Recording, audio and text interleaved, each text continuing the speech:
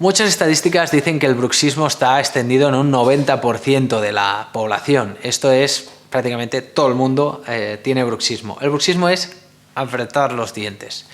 Si nosotros tenemos la boca solo preparada para masticar durante, creo que son 14-20 minutos durante el día, durante la masticación. Entonces, si estamos toda la noche apretando, ¿qué vamos a causar?